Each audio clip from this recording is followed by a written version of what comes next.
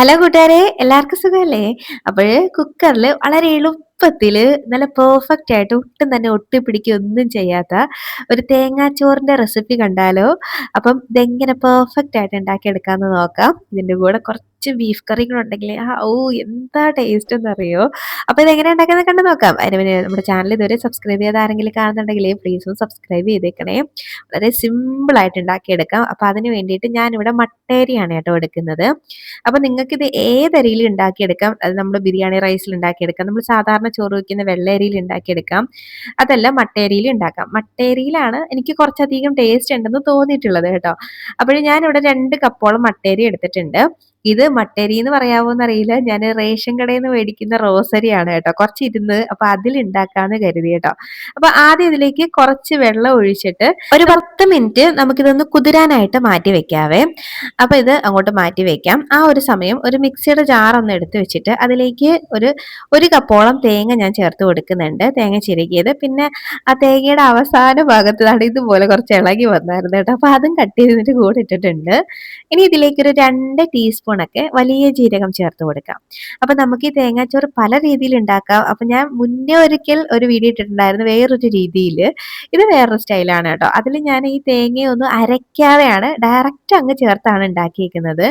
അപ്പം ഇത് നമുക്ക് അരച്ചുണ്ടാക്കാം. അപ്പൊ ഇതിലേക്ക് കുറച്ച് വെള്ളം കൂടെ ചേർത്തിട്ട് നല്ലപോലെ ഇത് പേസ്റ്റ് കണക്കിന് ഒന്ന് അരച്ചെടുത്ത് കൊണ്ടുവരാം. അതുകൊണ്ട് ഇതുപോലെ അരച്ചെടുത്തിട്ടുണ്ട്. അപ്പൊ ഇതങ്ങോട്ട് മാറ്റി വെക്കാം. ഇനി ഒരു കുക്കർ ഒന്ന് എടുത്ത് വെച്ചിട്ട് നമ്മൾ നേരത്തെ സോക്ക് ചെയ്യാൻ വെച്ചിരിക്കുന്ന അരി ഉണ്ടല്ലോ, അത് നല്ലപോലെ ചൂടുവെള്ളത്തിലൊന്ന് കഴുകി അതിന്റെ വെള്ളമൊക്കെ ഒന്ന് വാർന്ന് കളഞ്ഞതിന് ശേഷമാണ് കേട്ടോ ഞാൻ ഇതിലേക്ക് ഇട്ട് കൊടുക്കുന്നത്. കാര്യം ഇത് റേഷൻ കടയിൽ നിന്ന് മേടിച്ച അരി ആയതുകൊണ്ടാണ് ചൂടുവെള്ളത്തിൽ കഴുകിയത്. അല്ലെങ്കിൽ പച്ചവെള്ളത്തിൽ തന്നെ നല്ലപോലെ ഒന്ന് കഴുകിയെടുത്താൽ മതി കേട്ടോ. അപ്പം അതെല്ലാം അങ്ങോട്ട് ഇട്ട് കൊടുക്കാം. വെള്ളമില്ലാതെ വേണം ചേർത്ത് കൊടുക്കാനായിട്ട്. ഇനി നമുക്കിതിലേക്ക് ചേർക്കേണ്ടത് ഉള്ളിയാണ് കേട്ടോ. അപ്പം ഞാനിവിടെ കുഞ്ഞുള്ളിയാണ് ഒരു 5-6 എടുത്ത് അരിഞ്ഞ് ചേർത്തിട്ടുണ്ട്. അപ്പോൾ കുഞ്ഞുള്ളി ചേർക്കണമെന്ന് യാതൊരു നിർബന്ധവും ഇല്ല. സവാളേൻ്റെ പകുതി അല്ലെങ്കിൽ ഒരു കുഞ്ഞു സവാള ആണെങ്കിൽ ഒരെണ്ണം തന്നെ അരിഞ്ഞ് ചേർക്കാം. ഇനി നമ്മൾ ആ അരപ്പുണ്ടല്ലോ, നമ്മൾ റെഡിയാക്കി വെച്ചേക്കുന്ന അരപ്പ് അത് ചേർത്ത് കൊടുക്കുന്നുണ്ട്. അപ്പൊ കുറച്ചധികം തേങ്ങ എടുക്കണം കേട്ടോ. അപ്പോൾ ഒരു 2 കപ്പ് അരിക്ക് 1 കപ്പ് തേങ്ങയെങ്കിലും എടുക്കണം. എങ്കിലേ ആ ഒരു ടേസ്റ്റ് കിട്ടുള്ളൂ.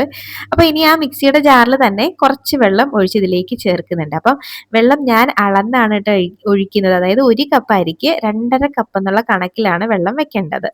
ഞാനിവിടെ 2 കപ്പ് അരി എടുത്തതുകൊണ്ട് 5 കപ്പോളം വെള്ളം വെച്ചിട്ടുണ്ട്. ഇനി നമുക്കിതിലേക്ക് കുറച്ച് മഞ്ഞൾപ്പൊടി ചേർക്കാം. കളറിന് വേണ്ടിയിട്ട് ഒരു 3/4 ടീസ്പൂണൊക്കെ മഞ്ഞൾപ്പൊടി ചേർത്തിട്ടുണ്ട്.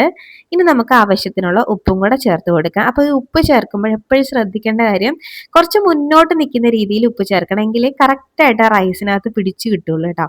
അപ്പോൾ ഉപ്പ് ചേർത്തിട്ട് നല്ല പോലെ ഒന്ന് മിക്സ് ആക്കിയിട്ട് ഒന്ന് ടേസ്റ്റ് ചെയ്ത് നോക്കിയാൽ മതി ഉപ്പ് പാകമാണോ എന്നൊക്കെ. അപ്പോൾ ഉപ്പ് ചേർക്കുമ്പോൾ എനിക്ക് ഭയങ്കര ടെൻഷനാണ് കേട്ടോ. കൂടിക്കഴിഞ്ഞാൽ പണി പാളും, കുറഞ്ഞു കഴിഞ്ഞാലും പ്രശ്നമാണ്. അപ്പോൾ ദാണ്ടെ ഉപ്പ് പാകമായിട്ട് ഞാൻ ചേർത്തിട്ടുണ്ട്. ഇനി നമുക്ക് കുക്കർ ഒന്ന് അടച്ചു വെക്കാം. ഒരു 2 വിസിൽ കേട്ടാൽ മതി കേട്ടോ. ഇത് വെന്ത് കിട്ടും. അപ്പം കുക്കർ ഒന്ന് അടച്ച് വെയിറ്റ് ഒക്കെ ഇട്ട് നമുക്ക് അടുപ്പത്തേക്ക് മാറ്റാം. ഇപ്പൊ ദാണ്ടെ ഒരു 2 വിസിൽ കേട്ട് അതിന്റെ സ്റ്റീം ഫുള്ള് പോയതിന് ശേഷമേ തുറക്കാവുള്ളൂ. ഞാൻ ആദ്യം ഒന്ന് തുറന്നൊന്ന് ഇളക്കിയിട്ട് കൊടുത്തായിരുന്നു കേട്ടോ. അപ്പൊ തുറക്കുമ്പോൾ ഇത് തേങ്ങയൊക്കെ മേളിൽ ഇങ്ങനെ നിൽക്കും. അതൊന്ന് ഇളക്കിയിട്ട് കൊടുക്കണം. ഞാൻ ആ വീഡിയോ എടുക്കാൻ വിട്ടുപോയതാണ് കേട്ടോ. അപ്പൊ അതാണ്ട് കണ്ടോ നമ്മുടെ റൈസ് ഇവിടെ റെഡി ആയിട്ടുണ്ട്. പക്ഷെ ഇത് ഇങ്ങനെ കുക്കറിൽ നിന്ന് എടുക്കുന്ന സമയം കുറച്ച് വെള്ളം നനവോടെ ഇതുപോലെ ഒട്ടിപ്പിടിച്ച കണക്ക് നമുക്ക് തോന്നും. പക്ഷേങ്കിൽ അന്നൊരു ടെൻഷൻ അടിക്കണ്ട കേട്ടോ. ഇത്തിരി സമയം ഒന്ന് തണുക്കുമ്പോഴേക്കും പെർഫെക്റ്റ് ആയിട്ട് കിട്ടും. അപ്പം ഇങ്ങനെ കുഴഞ്ഞിരിക്കുമ്പോൾ വിഷമിക്കണ്ട. അതൊന്ന് തണുത്ത് കഴിയുമ്പോഴേക്കും ഇതുപോലെ കിട്ടും കേട്ടോ. നല്ല സെപ്പറേറ്റ് ആയിട്ട് നല്ല ടേസ്റ്റി ആയിട്ട് കിട്ടും.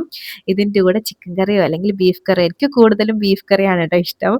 കൂട്ടി അങ്ങോട്ട് കഴിക്കണോ അഡാറ് ടേസ്റ്റ് ആണ് കേട്ടോ. അപ്പൊ എങ്ങനെയാ ട്രൈ ആക്കിയല്ലേ? ട്രൈ ആക്കി നോക്കിയിട്ട് അഭിപ്രായം പറയണം. വീഡിയോ ഇഷ്ടമായ ലൈക്ക് ചെയ്യണേ.